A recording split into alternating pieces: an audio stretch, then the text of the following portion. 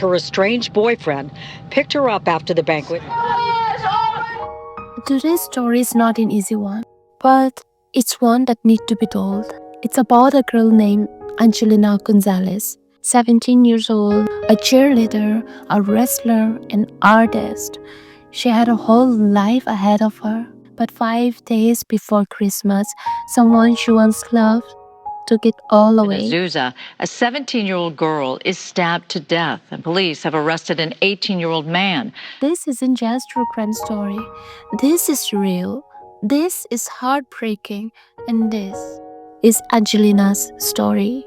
Welcome to Con Chapter. We cover true crime cases every week, and today we remember Angelina.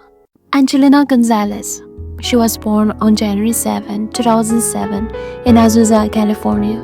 She lived with her mother, her stepdad, and her brother. She was a senior at Azusa High School. Smart, kind, full of energy. And honestly, she did it all. She was a cheerleader, a wrestler. She won her first match. She painted and received awards for her outstanding work. And yeah, she even played the piano. She was creative, athletic, artistic, and incredibly driven.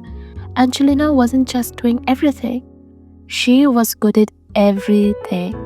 She had big dreams. To her family, she was their angel. But on December 20th, 2024, everything changed. Angelina attended her cheerleading banquet. It was a night meant for joy and celebration. A night that was supposed to be fun, memorable, but it turned out into something no one could have imagined. After the event, her ex-boyfriend, Daniel Rodriguez, picked her up, and people close to her had already raised red flags. They were concerned about this relationship.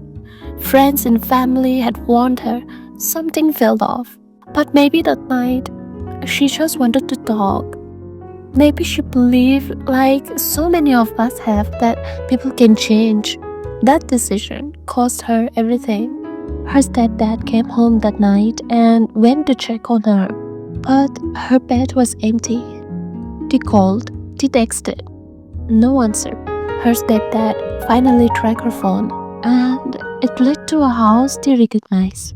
Daniel's house. At around 10 p.m., a woman called the police. She had heard a scream. When police arrived, they found Angelina. She had been stabbed multiple times. She was rushed to the hospital, but she didn't make it.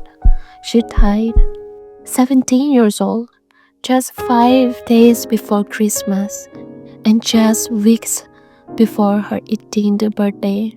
By the time her family got there, the area was taped off, a crime scene. They wouldn't let me enter the crime scene, and I was trying to explain to them that my daughter's there, I'm trying to get my daughter. He said officers then told him to go to the sheriff's station. When we got there, they took my wife in to ask her some questions, and basically that's when they told us that she didn't make it. Daniel Rodriguez was arrested. He has been charged with murder. His bail is set at over $2 million.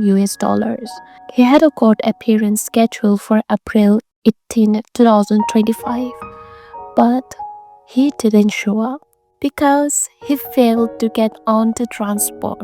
Only his lawyer was present. The judge said it's imperative that he is present at the next hearing, which is scheduled for May 14 at the Pomona courthouse. If convicted, he could face up to 26 years in prison. But here's the thing.